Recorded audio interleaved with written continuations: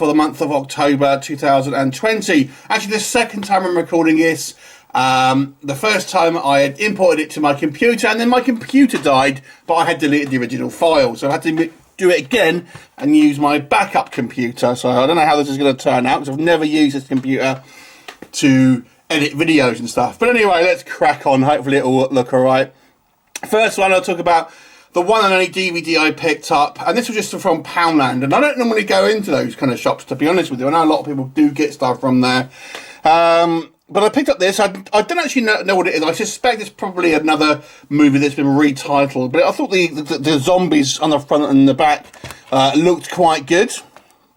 So we shall see. It does come with a foiled slipcase as well.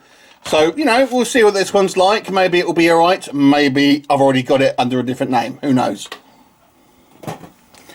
The first Amaray we'll talk about is Reign of Fire, a sort of somewhat forgotten about big budget movie there with a great cast, Matthew McConaughey, Christian Bale, Gerard Butler as well in this, and about kind of dragons that come back to the modern age. This is a standard UK Amaray release, nothing too special about it, but yeah, somewhat forgotten about film in a lot of ways.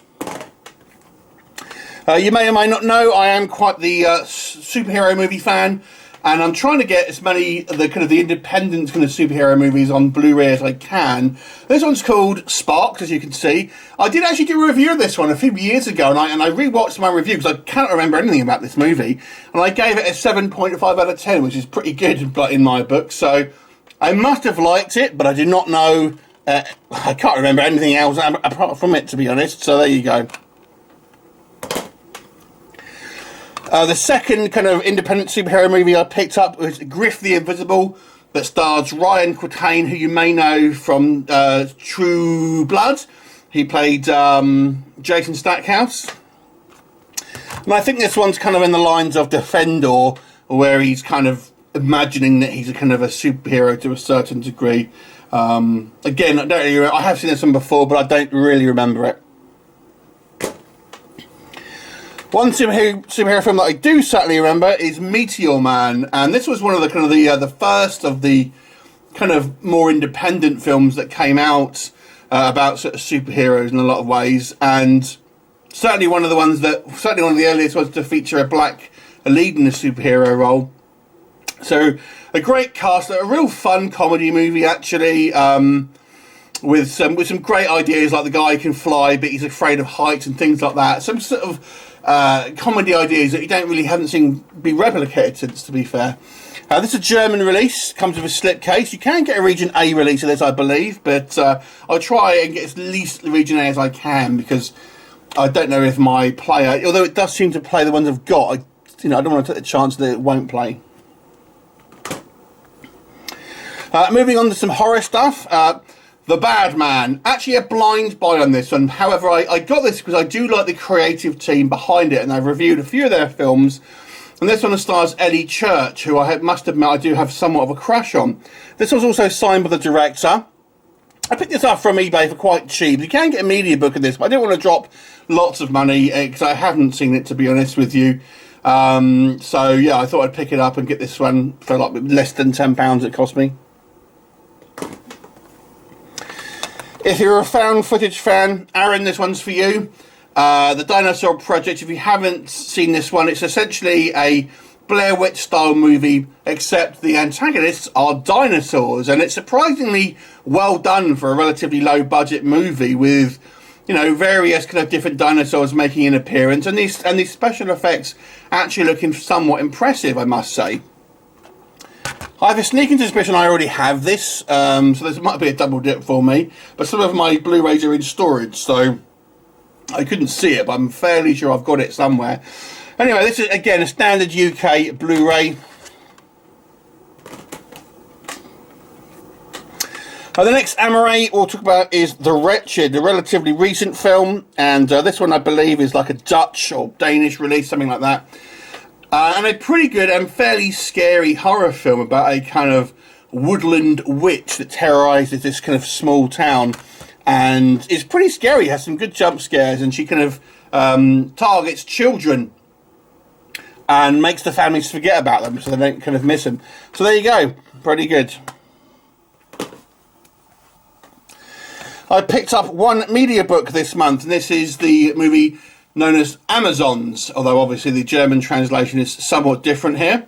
And this is one of the Roger Corman produced sword and sorcery movies that came out in the 80s. I actually did a review of a lot of these films, and this one, I have to say, was probably one of the stronger ones, despite it being certainly one of the more gratuitous. But nonetheless, I actually think this is one of the most fun of these kind of movies. Yeah, it wasn't too bad, and actually, you know, you can critique these movies pretty easily, and this one I think has a good entertainment value. And this is a German media book. They've got Barbarian Queen coming out next month, along with Outlaws of Gore. So I'll probably pick those two up. And I'm a big sword and sorcery fan, so if you want to find more about this movie, there is a review on the channel, but it's just called Amazons. Last month I spoke a little bit about getting bargains, and I am going to be doing a video about my tips on picking up bargains and how to top 10 tips about collectibles. This is one that I've picked up this month to give you an idea, and this is the Indiana Jones Complete Series, or the Complete Collection box set, and it's meant to be like a book, as you'll see here, and I picked this up for £6. Let me give you a quick unboxing here. The only thing missing is the J card, but what you've got, you have a digipack, and this contains the 4 films. Obviously, it doesn't contain the TV series, but you've got a digipack of the 4 films plus bonus features, and then you've got like a rubbing of, you know, some kind of ancient manuscript, things like this, like faux rubbings. You get a little pack of various different paraphernalia, including a film cell, postcards. You even get a matchbook from Club Obi-Wan, which of course featured in the series.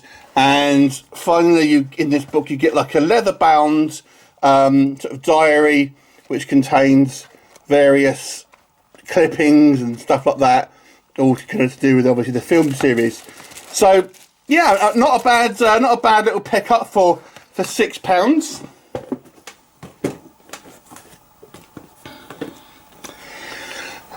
Next up, I picked up The Last Stand, and this is actually a Dutch version. To be honest with you, I pulled the trigger a little early on this one because I thought, oh, that looks different to the German version, and it is, but only slightly. It's got a different logo and it doesn't have the kind of the borders around it, and I think, oh, do you know what? That was probably not worth it, to be quite honest with you. It's not different enough. But there you go, I pulled the trigger and I got it, so there you go. That's the Arnie collection. I picked up the Terminator. This is the original movie, and Zavi put this one out obviously when Dark Fate came out. I have to say, I think these kind of like the Ender Skull designs are a little bit too, they use it a little bit too much. They kind of all blend into one, to be honest with you. Certainly not my favourite design. And you've got to think they haven't even had the classic VHS cover with Schwarzenegger with the glasses and the gun with the kind of the red sort of strip lights behind it. They've had a close-up of the face, but not the actual cover like it appeared on VHS and stuff, which is a little annoying. That would be a great cover. But nonetheless, there it is again, the Terminator.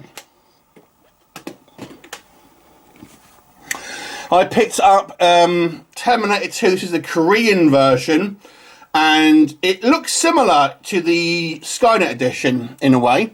This has a slipcase, which you can see here, and possibly may have been Kimchi DVD. I'm not entirely sure. The actual Steelbook itself is similar, as I say, to the Skynet edition. The difference is this is actually called T2 rather than Terminator 2 like the Skynet edition. And so, yeah, there is some differences on that one.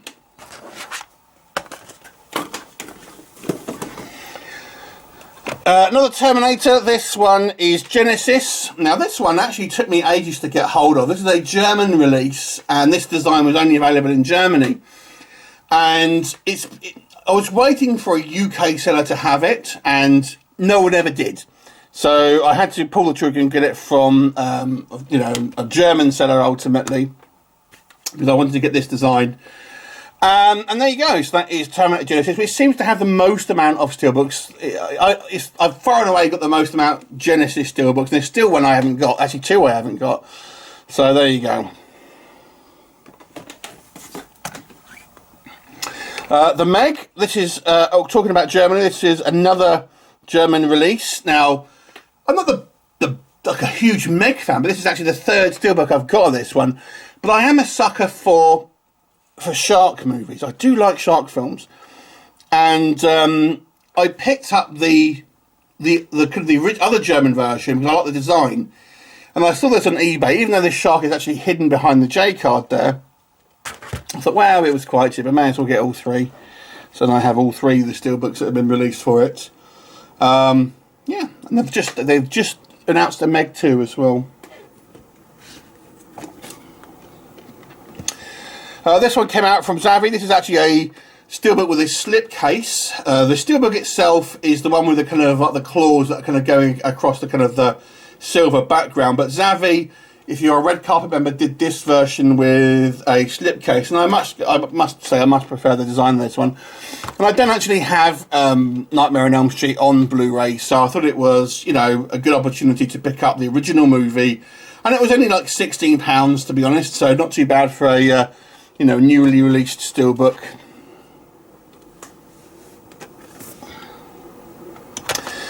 Scott Pilgrim versus the World. I really enjoyed this film when I first saw it, although I like it less now. But I do like certain scenes within it, and sometimes I'll watch certain scenes on YouTube and things like that. But you know, I picked up this as a bit of a bargain.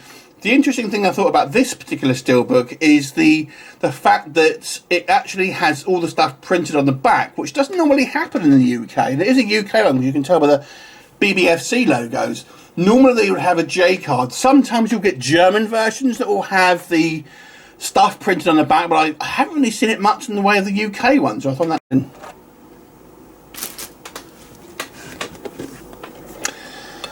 Next up is Anna. This was a Luc Besson movie, and I watched this a little while ago without actually reviewing it, and I did quite enjoy it, although Luc Besson does seem to make the same film over and over again. And I just wish he'd pull the trigger and make a Matilda film, and that's what we all want, which is a sequel to Leon. Anyway, yeah, it's kind of like a spy who kind of poses as a model to kind of get places, and, you know, as a kind of female action movie. But yeah, it's got, you know, it's quite a good action sequence. And I think Luc Besson is good at making these style of film, although he does, you know, to make the same film over and over. And then the final thing I picked up for this month was Rogue One. This is the 4K release from Zavvi. And yeah, I mean, this was the same design, or very more or less the same design that Blue Fans did. So that kind of somewhat devalues that particular release now, I feel. And I much prefer this one because obviously it's the proper kind of poster design there. And it's probably one of the, I would say the best at the newer Star Wars films. Although I still don't think it matches the originals. I do find it still a little bit boring from time to time, but certainly the best at the newer Disney sort of Star Wars films, and probably the prequels as well, if I'm honest with you. Anyway, that concludes my updates for October. Hopefully I remember, because I had to put all this stuff away for the second video, so I may well have missed some stuff. Anyway, what did you like out of this lot? Let me know in the comments, and if you haven't already, please consider subscribing, and I'll look forward to seeing you next time. Bye for now.